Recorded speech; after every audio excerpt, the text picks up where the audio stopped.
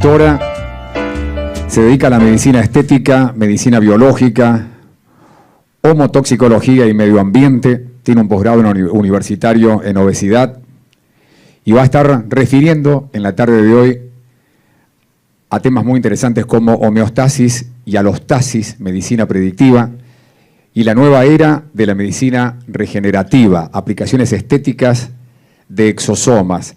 Es un gusto realmente tener con nosotros en este simposio aquí en IMEP a la doctora Andrea Lapeire. Andrea, buenas tardes. Hola. Bueno, gracias. Les prometo que va a ser cortita la charla, así nos podemos ir. No, mentira. Bueno, muchas gracias por la invitación. Tengo un posgrado exactamente en medicina biológica, fui alumna de Alejandro y bueno, ahora, gracias a Dios, me invitan a disertar, me ha invitado, soy docente del posgrado en la Asociación Médica Argentina también. Voy a hacer una pequeña corrección, voy a hablar de homeostasis, que era mi charla, y después, como la doctora Yamile no pudo venir, voy a dar una charla cortita, les juro, sobre estética post-pandemia, y vamos a ver qué fue lo que cambió, qué se modificó, cómo cambiamos en este tiempo post-pandemia. Así que bueno, voy a empezar a hablar de homeostasis, y siguiendo el hilo de todo el día, a mí siempre me gusta empezar con alguna frase, y creo que hoy aplica muy bien una frase que yo la utilizo ya hace mucho tiempo de Eric Hofner, que dice que en tiempos de cambio, quienes estén abiertos al aprendizaje se adueñarán del futuro, mientras que aquellos que crean saberlo todo estarán muy bien equipados para un mundo que ya no existe. ¿Sí? Y definitivamente hay un mundo que ya no existe, que ha cambiado y que tenemos que modificar nuestra forma de abordar a los pacientes, y bueno, hoy todo el día hemos escuchado un poco de esto.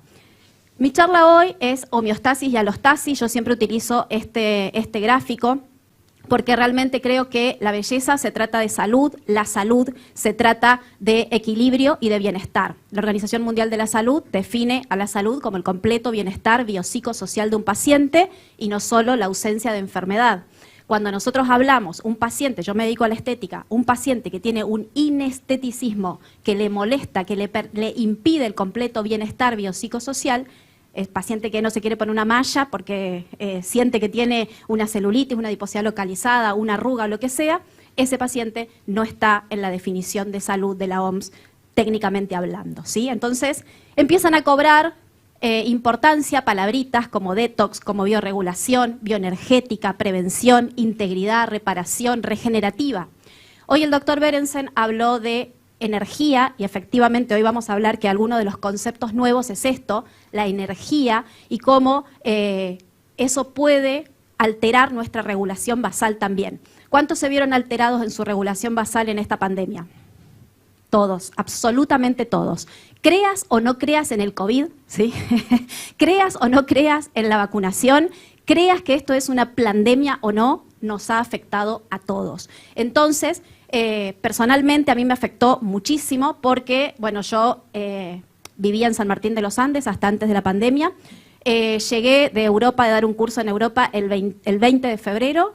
Me estaba yendo a dar un curso a Lima de estética y quedé varada en Buenos Aires. Entonces pasé sin escalas de colocar toxina botulínica en la ciudad más cara del país, o de Sudamérica diría yo, San Martín de los Andes, a hisopar Villa 31. Sin escalas. ¿Sí? Así que me afectó muchísimo. Estoy trabajando en COVID desde el día 1, o sea, el día 1 que se habilitó la unidad febril en Hospital Rivadavia, se inauguró conmigo adentro, y estoy trabajando en COVID todo este tiempo, así que también he visto muy de cerca cómo ha afectado a los pacientes y a todo el equipo de salud. Cuando nosotros hablamos de biorregulación, no nos tenemos que olvidar de la regulación basal en este caso, dada en la matrix extracelular y dada por el fibroblasto, que para los que hacemos medicina estética es nuestro mejor amigo y es al que más queremos estimular, ¿sí? Yo tengo una amiga que dice, el día que reencarne quiero reencarnar en fibroblasto, ¿sí? Porque realmente el fibroblasto es la célula que regula basalmente la matrix extracelular, y desde el punto de vista de la medicina biológica, la matrix extracelular es nuestro campo de acción, ¿sí? Es el lugar donde se producen todos los intercambios nutricios y gaseosos, y yo cuando doy charlas, que doy muchas charlas a las esteticistas, siempre explico que la matrix extracelular, este sistema, es como estamos ahora todos nosotros acá. Imagínense que cada uno de nosotros es una célula y estamos compartiendo este mismo ambiente estromal. Si uno de nosotros empieza a fumar, todos vamos a estar mal. Y si ahora nos cierran la puerta y durante 10 días nos dejan encerrados acá, lo que va a ocurrir es que, aunque yo tenga un tacho así de toxina botulínica, otro tacho así de ácido hialurónico, la doctora Silvina traiga un tambor lleno de exosomas y de células madres, vamos a estar mal. ¿Por qué? Porque no vamos a poder eliminar nuestros desechos ni vamos a recibir comida. Y todo nuestro ambiente se va a empezar a contaminar. Entonces, la medicina biológica se basa en esto. Hoy hablaba Alejandro del terreno, es decir, de poder hacer modificaciones en este lugar para que nosotros podamos tener esa tierra preparada, ese lugar listo para poder realmente asimilar todo lo que sea medicina regenerativa. Y recuerden que la matrix extracelular se caracteriza por su capacidad de filtro. Entonces, matrix extracelular intoxicada es matrix extracelular con hiperpolimerización de glucosaminoglicanos, es una matrix con glicación, es una matrix con una alteración del equilibrio redox, es decir, un lugar donde no se van a poder producir los verdaderos intercambios nutricios y gaseosos. Yo cuando les explico a mis pacientes, les digo, es como el pañal de un bebé. El pañal de un bebé, que ustedes lo ven finito, cuando el bebé hace pis, para que no se filtre el líquido, ¿qué pasa? Se gelatiniza, atrapa agua y atrapa todos esos desechos. Lo mismo le ocurre a la matrix, se gelatiniza, se produce un geloide y ese ambiente que debería ser un ambiente límpido y fluido, se transforma en algo denso, espeso, que impide los intercambios normales. Por lo tanto, el fibroblasto se ve impedido en su normal funcionamiento y una de las funciones fundamentales del fibroblasto es la regulación basal de esta matrix, que yo siempre digo, bueno, como me lo ha enseñado Alejandro, la matrix extracelular es el órgano más extenso del cuerpo humano. No es la piel, sino la matrix, ¿sí? Y ese lugar de biorregulación, ese lugar de regulación dado por el fibroblasto, tiene controles superiores, no es solamente a nivel local, sino los controles superiores. Las alteraciones del biorritmo, las alteraciones del sistema endocrino, las alteraciones a nivel del sistema nervioso central, y entiéndase sistema nervioso central también por lo que pienso, lo que siento y la orden que yo le doy a mis células. Anoche estábamos en una cena y Benito y Jorge me decían, ¿no te enfermaste?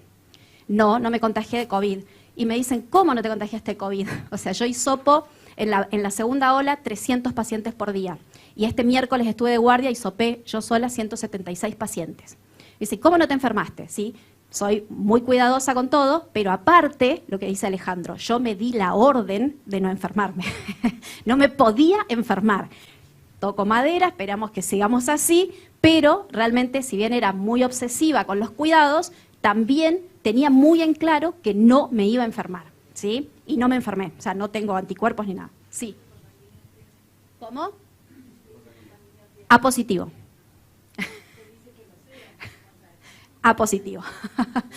Bien, vamos a seguir hablando. Entonces, cuando nosotros hablamos vamos a definir lo que es el envejecimiento, porque desde los que hacemos medicina estética hablamos de eso, pero todos los que hacemos medicina en general tratamos de que el envejecimiento no nos deteriore tanto, ¿sí? Cuando hablamos del envejecimiento, la Enciclopedia Británica define el envejecimiento como todo aquello que alteró la homeostasis, que alteró el equilibrio, ¿sí? Entonces, el envejecimiento es algo progresivo, es un proceso progresivo, no es que yo me levanto un día y tengo 20 años de más, y que la característica principal es que uno va perdiendo la capacidad de hacer frente a situaciones de estrés. En condiciones basales, yo respondo igual, pero ante una situación de estrés ya no respondo, ¿sí? El otro día hablábamos con Benito y yo le decía, antes yo salía, me tomaba un buen vino y al otro día estaba fresca como una lechuga. Ahora ya no es tan simple recuperarse al otro día. Es decir, ¿por qué no tomo uno? Claro. Se está produciendo este proceso de envejecimiento que hace que ante situaciones de estrés ya no responda de la misma forma. Y eso se da a todos los niveles, es decir, a nivel anatómico, orgánico, general y a nivel celular y subcelular. Perdemos la capacidad de hacer frente al estrés. Entonces, esta definición, que la vamos a desmenuzar un poquitito más, en la homeostasis depende del medio interno, depende del medio externo y es un equilibrio dinámico, no es algo estático, ¿sí? No es un estado, sino que es un proceso, ¿sí? Continuamente tenemos que adaptarnos a las situaciones, a los estímulos, tanto externos como internos. Disminuye esta capacidad funcional basal. Básicamente ahí es donde radica este proceso de envejecimiento. Ya no podemos hacer frente a las situaciones de estrés ambiental.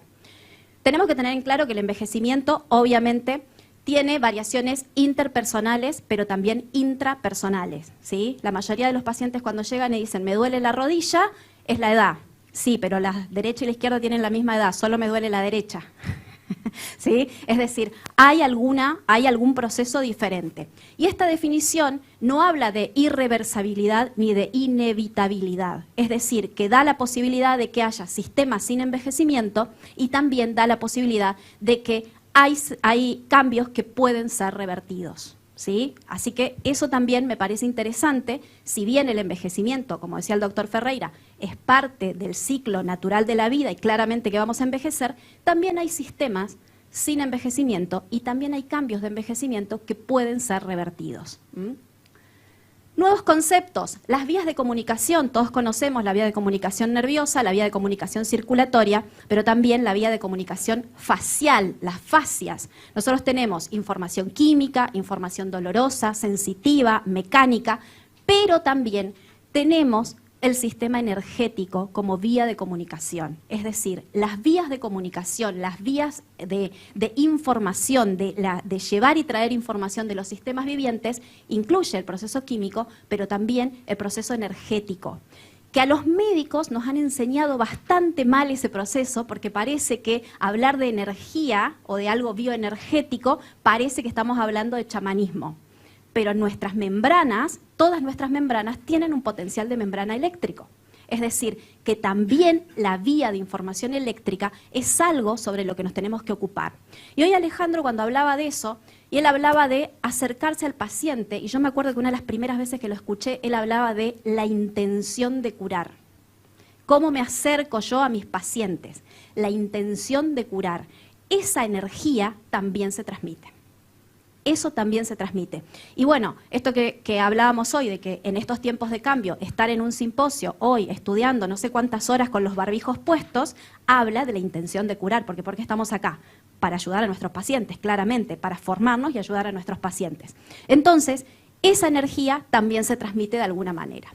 La matrix extracelular es una matrix viviente donde todos estos sistemas de información se interconectan y donde también la información vibratoria y oscilatoria a través de un proceso que se llama piezoelectricidad puede convertir un estímulo mecánico en un estímulo químico que llega incluso al centro celular, ¿sí? Ahora lo vamos a desmenuzar un poquito más. Todo esto me va a marcar el señalamiento y el movimiento celular y interacciones mecánicas entre la matrix, las células, y eso es lo que me va a dar el efecto regulador. Si yo tengo un estímulo negativo, ese estímulo negativo actúa sobre el fibroblasto. Si yo tengo un estímulo positivo, ese estímulo positivo actúa sobre el fibroblasto. El fibroblasto no diferencia buena info de mala info. Le manda una info y él es un efector, actúa, modifica lo que tiene en su matrix o su ambiente estromal a estas nuevas condiciones que les están llegando desde todos los lugares, ¿sí? Fascia, yo les hablé recién del sistema miofacial. Yo he estudiado muchísimo las fascias desde el punto de vista estético porque he estudiado mucho los inesteticismos asimétricos por una cuestión personal. Entonces, empezamos a ver la fascia, que todos lo conocemos, este sistema miofacial, ¿de qué está compuesto? Fibras de colágeno. Fibras de colágeno que tienen disposiciones de sus electrones diferenciadas y esa es una vía de información muy rápida también. Y los estímulos sostenidos sobre la fascia, las emociones, el estrés, pueden generar un desequilibrio. La importancia de las técnicas manuales, la importancia del trabajo en equipo y de que nosotros tengamos al lado nuestro, yo no hago masajes, por ejemplo, no trabajo con un osteópata, pero hoy Alejandro hablaba de su equipo y el equipo de, bueno, Damián también tiene un osteópata en su consultorio, de tener gente que trabaje sobre esto y poder dar lugar a algo que se llama liberación somatoemocional. Las fascias, cuando las fascias están retraídas, cuando las fascias tienen cicatrizaciones, hacen que la información que viaja por las fascias se vuelva aberrante. Y yo esto lo explico muy simple. Yo ahora, bueno, justo hoy no me puse una campera, pero supongamos que yo tuviera un saquito acá y me lo prendo acá al centro. Yo puedo mover perfectamente todos los miembros superiores. Pero si yo ese saco, en vez de prendérmelo acá en el centro, me lo prendiera acá, yo tendría una limitación en el movimiento. Si yo ejerciera mayor fuerza, me empezaría a doler el hombro. ¿El problema está en el hombro? El problema está acá, en la fascia, en la retracción, porque la piel es uno de los captores posturales, es uno de los órganos que lleva esa información, ¿sí? Entonces, la fascia lleva y trae información, y la fascia puede llevar y traer información aberrante y darnos síntomas a distancia, ¿sí? Vamos a avanzar acá. Bueno, la Matrix como sistema básico, yo voy a avanzar rápido porque tengo bastante info, el que quiera obviamente toda esta presentación se las comparto sin ningún problema, porque es la que doy clases en el posgrado también, así que no hay ningún problema, pero tiene una función importantísima a la hora de hablar de información, de energía, ¿sí? Y todo pasa por este sistema básico. Si ese sistema básico está alterado, la información está alterada y por lo tanto las condiciones van a estar modificadas. Esto es el fundamento de lo que hoy habló Jorge y que yo estoy hablando de la transmisión de la energía. James Oschman habla de la conducción en el tejido conductivo, habla de la piezoelectricidad y habla de que el movimiento genera piezoelectricidad. ¿Qué es la piezoelectricidad? Transformar un estímulo mecánico en un estímulo biológico, en un estímulo químico. Paciente que no se mueve, ¿cuántos se movieron en pandemia? Muy pocos pudimos hacerlo, porque si uno vivía en un departamentito de 2x2, difícilmente podía moverse, o sea, corría alrededor de la mesa ratona, no había muchas opciones, ¿sí? Pero el movimiento genera piezoelectricidad. Entonces, si yo tengo una fascia que me produce una retracción, tengo un músculo que está contraído, que está contracturado, pierdo el estímulo mecánico del movimiento en esa zona, porque el paciente se queda quieto por una posición antálgica, por ejemplo, ¿sí? Vamos a avanzar. Otra cosa importantísima, la relación entre el fibroblasto y la psique, ¿sí? Esto es cuando hablamos de regulación psiconeuroendocrina, el fibroblasto responde en cuestión de segundos a cualquier estímulo. Pero si ese fibroblasto está sometido a situaciones de estrés y de depresión crónica, su respuesta se enlentece en 20 veces. Entonces, yo tengo un paciente estresado, deprimido, le paso una radiofrecuencia, la respuesta anti-age va a ser enlentecida, ¿sí? Lo mismo ocurre con cualquier técnica, cualquier terapia que yo quiera aplicar en ese paciente. Si ese paciente está estresado, deprimido, su respuesta va a ser 20 veces más lenta, ¿sí? Bien, entonces, cuando hablamos de envejecimiento, hablamos de desbalances, en donde estado redox, la relación de radicales libres, especies reactivas de oxígeno y antioxidantes, hablamos de senescencia celular, hablamos de acortamiento de telómeros, hablamos de glicación, hablamos de fibrosis, hablamos de hiperpolimerización de glucosaminoglicanos y hablamos de estados inflamatorios crónicos de bajo grado. Disbiosis, estado inflamatorio crónico de bajo grado. Pacientes post-COVID, estado inflamatorio de bajo grado crónico, ¿sí? Prolongado. Disbiosis, ¿sí? Tanto intestinal como a nivel local. El uso de las mascarillas genera una disbiosis a nivel local, ¿sí? Entonces estamos viendo, ahora después en la otra charla vamos a ver las entidades nuevas que aparecieron en estética, el mascné, la profundización de estados previos, una rosácea que se exacerba, no solo como post-COVID, sino como alteración por el uso de las mascarillas, las dermatitis por las alergias al elástico, las dermatitis detrás del pabellón auricular por el uso de las mascarillas. Entonces, todo eso me va generando disrupciones, me va generando desbalances, me va generando alteraciones y procesos inflamatorios de agresión sostenida. Aunque sea de bajo grado, es una agresión sostenida, ¿sí? Y va a tener sus consecuencias. Las cronosdisrupciones, ni hablar, ¿sí? ¿Cuántos sufrieron de insomnio en la pandemia? Ya sea por miedo a contagiarse, por miedo a que no cobrabas, ¿sí? por la economía, por todo lo que estaba pasando. Cronodisrupciones que también van a alterar, y bueno, mañana seguramente el doctor Jorge va a hablar de las disrupciones hormonales también, ¿sí? Alteraciones a nivel mitocondrial, todo esto nos va a alterar, el estrés nos va a alterar y en definitiva nos termina alterando a nivel energético. Se sienten sin energía, cansado. ¿Y cómo estás cansado si estuviste todo el día en tu casa? Precisamente por eso. ¿Sí? Pacientes post-COVID, uno de los signos, de los síntomas por los que más consultan es el cansancio, la fatiga crónica. ¿Sí? Post-COVID ahora, pero antes también lo veíamos. Paciente estresado que estaba cansado, había deficiencias y alteraciones. ¿Sí? Entonces, todos los estresores, tanto exógenos como endógenos, me van a dar una alteración en esta cadena. Y vamos a tener lo que se denomina el oxy-inflammation. Es el distrés oxidativo más el distrés inflamatorio me van a deteriorar la homeostasis fisiológica. Voy a tener un paciente con oxy-inflammation. Y acá, de nuevo, repito, síntomas versus causas. ¿Me enfoco en el síntoma o busco la causa? Si me enfoco en el síntoma, trato el hombro que le duele. Si me enfoco en la causa, libero la fascia que estaba acá retraída, ¿sí? ¿Se entiende? Entonces, necesito entender estos conceptos y esta mirada integradora. Yo creo que si algo vino a enseñar el COVID es esto, a empezar a ver a los pacientes integralmente. Cuando yo llegué al hospital, nadie sabía nada. Eso nos igualó a todos. O sea, todos los médicos estábamos en las mismas condiciones. Y todas nuestras teorías las derrumbó. ¿Sí? O sea, uno puede tener teóricamente un fundamento y decir, esto tendría que funcionar, y no funcionaba.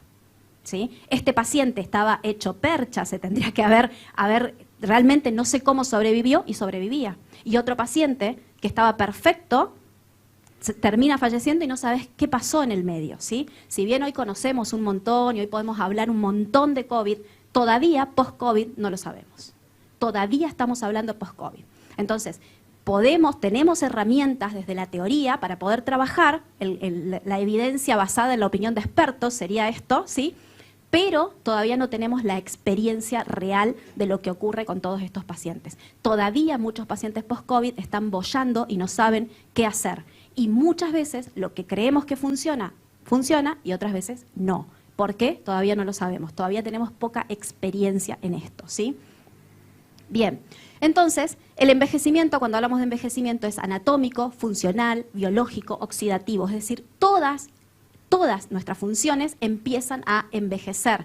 La fibrosis, la glicación, la hiperpolimerización, el acortamiento de los telómeros, todos entendemos de qué estamos hablando. Pero todo esto junto es lo que va afectando a un paciente con el envejecimiento. Y si hablamos de post-COVID, también estamos hablando de estos conceptos, ¿sí? Nada más que la causa, digamos, sería diferente, ¿sí? Cuando hablamos de medicina biológica, estamos hablando de pilares, detoxificación y drenaje, inmunomodulación y fortalecer el órgano blanco. Todos los que hacemos medicina biológica conocemos estos conceptos a la perfección. Detoxificación y drenaje, es decir, yo tengo que eliminar los tóxicos, o sea, neutralizarlos y eliminarlos. Pero si yo hablo de detoxificación y drenaje, yo puedo decir que, por ejemplo, la actividad física es un gran detox. ¿Por qué? Estimula órganos emuntoriales. Yo salgo a correr, voy a transpirar, me da sed, voy a tomar más agua, por lo tanto voy a orinar más, voy a estar movilizando los músculos, voy a tener mejora en el drenaje linfático, es decir, la actividad física es un detox. Cuando yo hablo de detoxificación y drenaje, no necesariamente estoy hablando de farmacología, ni estoy hablando de métodos muy complejos. Simplemente lograr que ese paciente se mueva o que vaya a un sauna, por ejemplo. Esos son métodos de detoxificación y drenaje. Inmunomodulación, ¿sí? Bueno, pero ¿y cómo voy a inmunomodular un paciente? Lo primero es ver la constipación de ese paciente, ver cómo su ritmo miccional en ese paciente, ¿sí? Hace un rato hablaba con alguien y le decía, te vi tomar como 3 botellas de agua y no fuiste ni una sola vez al baño. ¿Sí? Es decir, su ritmo miccional está alterado. Por lo tanto, ese paciente necesitamos inmunomodularlo porque no está eliminando desechos. Claramente va a haber una alteración inmunológica, va a haber una disbiosis en ese paciente, ¿sí? Todas esas son formas de trabajar la inmunomodulación. Después tenemos herramientas, un montón, por supuesto. ¿Sí? Hay un montón de técnicas extras, pero si no empezamos por lo básico, difícilmente vamos a poder modificar lo otro. Y recién después voy a fortalecer el órgano blanco. Después voy a dar una herramienta para fortalecer el órgano blanco. A nosotros que nos han enseñado, hay una arruga, trato la arruga, ¿sí? Hago un peeling, la relleno, le pongo toxina. No, primero tengo que tratar esa piel, tengo que tratar ese organismo completo y después obtener respuestas para fortalecer ese órgano blanco. Eso se ve mucho en celulitis, por ejemplo. Yo que hago estética, pacientes con celulitis que les encanta, ¿sí?, cajita feliz, por ejemplo, ¿sí?, para no dar marcas comerciales, ¿sí? Entonces esa paciente, por más tratamiento anticelulítico que yo haga, si no logro hacer una detoxificación y un drenaje, inmunomodularla, va a seguir con celulitis. Mi tratamiento va a ser ineficaz, ¿sí? Necesito modificar todo eso para poder recién tener un buen resultado. Y acá entra el fenómeno de hormesis. Hoy hace un rato estuvimos con Jorge y con Maritza, estuvieron haciendo un procedimiento al doctor Ciano. Y alguien le preguntó a Jorge y le dijo, ¿qué pasa si la célula generaba, cuando le inyectaban células, generaba un proceso inflamatorio o un proceso tipo alérgico, entre comillas, ¿sí? Generaba una reacción. Y él explicó muy bien ese concepto porque él dijo, a veces hasta es bueno que tenga un pequeño proceso inflamatorio porque me activa las células. Eso es fenómeno de hormesis. Un estímulo que me ayude a que la célula se active. El ozono promueve este fenómeno de hormesis, porque el ozono es un prooxidante, no es un antioxidante, es un prooxidante, pero que activa mecanismos internos antioxidantes celulares. Es decir, le voy a dar un pescado para que coma, pero le voy a enseñar a pescar, ¿sí? Eso es fenómeno de hormesis. Yo cuando lo explico digo, fenómeno de hormesis es preparar un buen huevo frito, ¿sí? ¿Qué quiere decir? ¿Qué es un buen huevo frito? La clara cocida, la yema bien jugosita para que yo pueda untar el pan, ¿sí? Si yo lo puse a fuego bajo, ¿qué pasa? Me queda la clara, la yema la puedo untar, pero la clara está babé, no está bueno ese huevo frito. Y si yo le puse fuego muy alto, ¿qué pasa? Se me cocina también la yema y se me quema la clara, no me sirve, ¿sí? ¿Cuál es el secreto del buen huevo frito? El fueguito, la temperatura a la que lo puse. Entonces, el estímulo correcto para lograr un buen huevo frito. El estímulo correcto para lograr que la célula, desarrolle sus propios mecanismos defensivos. ¿Tá? Eso es fenómeno de hormesis y eso es, a veces es mejor una dosis pequeña de prooxidantes que una dosis alta de antioxidante. ¿Sí? Entonces, la herramienta de vanguardia hoy, post-COVID, equilibrio dinámico, ¿sí? Entonces, ¿qué hay que equilibrar y mejorar? La microbiota, esperen que me voy a sacar una foto. Listo. La microbiota, la glicación, el redox, detox, drenaje, el factor energético, no nos olvidemos del factor energético y el proceso inflamatorio. Todos estos son ejes que yo tengo que equilibrar y mejorar antes de hablar de anti-age. ¿Sí? Yo no hablo más de anti-age, yo hablo pro-juventud. ¿Sí? No anti-age, sino pro-juventud. ¿Tá?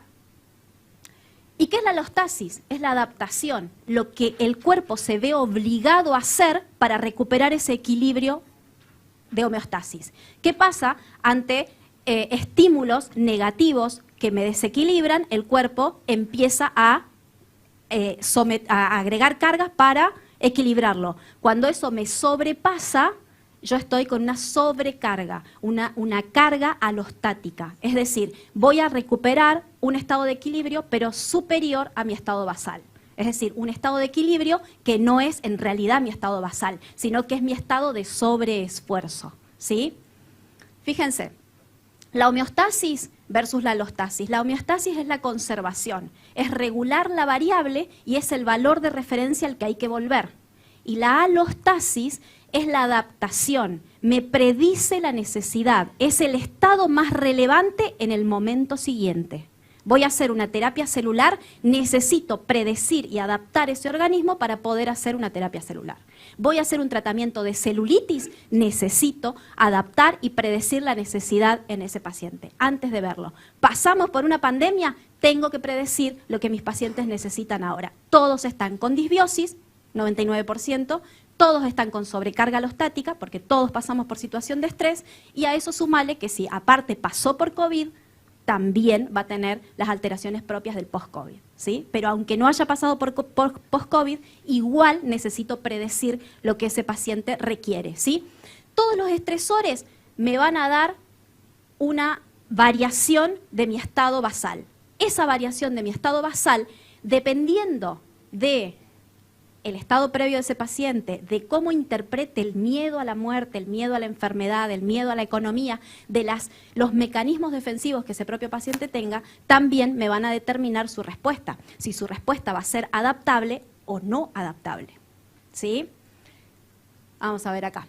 Quizás el mayor problema al que se enfrentan las ciencias académicas es que lo que es medible a menudo es irrelevante.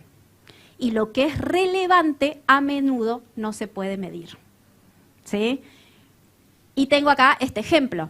Ven, el señor está buscando las llaves abajo de la lámpara. Entonces llega otro vecino y le dice, ¿qué estás haciendo? Estoy buscando la llave y no la encuentro. Bueno, te ayudo. Dice, ¿dónde se te cayó? No, acá 3 cuadras. Pero ¿y entonces por qué la estás buscando acá? Porque acá tengo luz. Se diagnostica lo que se piensa lo que se sabe. Si yo solo busco donde tengo luz, probablemente no encuentre la causa, no encuentro la llave, ¿sí? ¿Se entiende la analogía? Entonces, importantísimo volver a esta medicina integrativa, volver a escuchar a nuestros pacientes, volver a entender que los pacientes son una integridad. El cuerpo humano universal no existe, sino que son procesos, prácticas, redes y relaciones. Es más, esta frase me encantó, no es mía, pero me encantó, dice, el cuerpo humano se parece más a un huracán que a una estatua. Y muchas veces lo estudiamos como una estatua, ¿sí? El monólogo del paciente versus el monólogo del médico. Usted toque lo que quiera, que yo bailo lo que me gusta. ¿Sí? Importantísimo todo esto.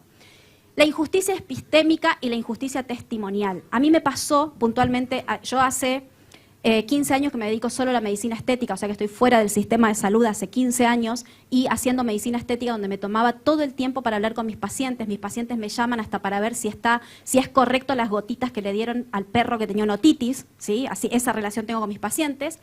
Y me pasó en la pandemia que estábamos tan obligados a atender un paciente tras otro, o sea, en la alta tuvimos hasta 200, 300 pacientes en un día.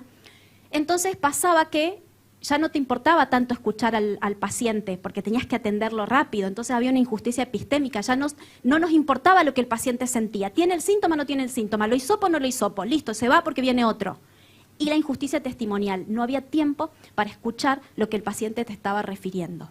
¿Sí? Me pasó y lo sufrí muchísimo porque después de 15 años fuera del sistema de salud público, volver, la verdad que lo resufría eso y vi esto muchísimo, la injusticia epistémica y la injusticia testimonial. Al principio teníamos que aislar a todos los pacientes. Señor, usted se queda aislado, avisa a su familia porque usted no puede volver a su casa. Todo, el 100% de los pacientes post-hisopado se tenía que quedar aislado. Y yo que venía de colocar toxina botulínica en la ciudad más cara del país, me enfrenté con una realidad del paciente que no tenía para comprarse la pasta de dientes para quedarse internado, el paciente que no tenía crédito en el celular para avisarle a la familia que se quedaba internado, el paciente que solamente tenía un celular y que lo tenía él, o sea que no tenía forma de comunicarse con su familia. ¿Sí? Injusticia epistémica, injusticia testimonial, que también nos afecta. El peligro no es que Google se convierta en médico, el peligro es que los médicos nos convirtamos en Google. Nunca Google va a reemplazar al médico, pero puede ser que los médicos terminemos reemplazando a Google. ¿Sí? Esto lo dice el doctor Daniel Frijsentraich, que me encanta esa frase también, y empezar a ver la medicina narrativa, escuchar lo que el paciente me está diciendo. ¿Sí? ¿Qué nos hace médicos? Cualquiera puede pedir un estudio, cualquiera puede hacer un procedimiento, un hisopado lo puede hacer cualquiera, ¿sí? Pero los mejores médicos no son los que se supone que son los más brillantes o los más cultos, sino que son aquellos que reconocen las limitaciones de la medicina y que puede formular un juicio clínico. El COVID nos enseñó que tenemos unas limitaciones terribles, ¿sí? El sistema de salud. Nosotros, nuestro papel no es solo investigar y seguir las guías, sino interpretarlas y muchas veces ignorarlas. Muchas veces ignorarlas. ¿Sí? Porque estamos trabajando con pacientes que no son todos iguales a todos. Y traje, este es el vasito de agua que toma mi hija. Todos los que tienen hijos o nietos saben que hay un periodo de transición donde uno pasa de la mamadera al vasito. ¿Y qué les damos? Estos vasitos que tienen un sorbete. ¿Y cuántos han observado a sus niños cuando empiezan a tomar agua en estos vasitos que cuando se les empieza a caer lo dan vuelta? ¿Sí? ¿Por qué? Porque desconocen el mecanismo interno de ese sorbete que está ahí, que si lo dan vuelta es peor. Lógicamente es correcto, porque cuando usaban la mamadera, ¿qué hacían? Daban vuelta y era cuando mejor llegaba el agua. Ellos hacen eso. Para cada problema complejo existe una respuesta que es simple, pura y equivocada, por desconocimiento de mecanismos internos que todavía no aprendimos. ¿Sí?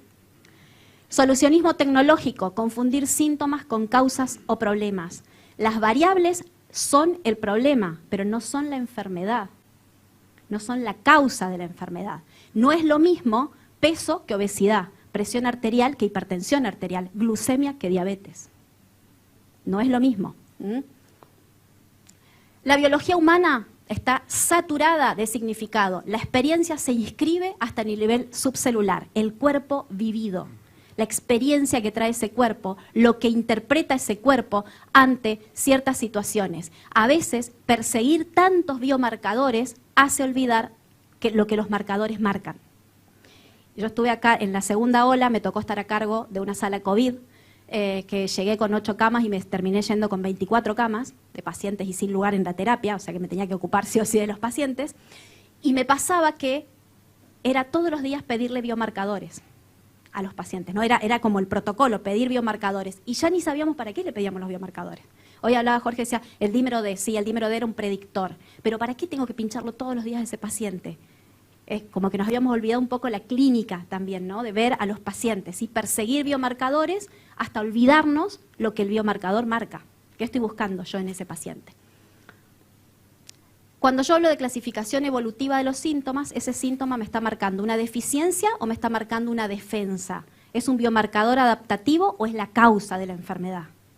¿Tiene una resistencia a la insulina? ¿Ese es el problema? No, ese es el síntoma, que me está marcando una deficiencia, me está marcando una defensa en ese paciente. Entonces, no es la causa de enfermedad la resistencia a la insulina, la causa de la enfermedad es otra en ese paciente, ¿sí? Hay que ver qué es lo que está pasando.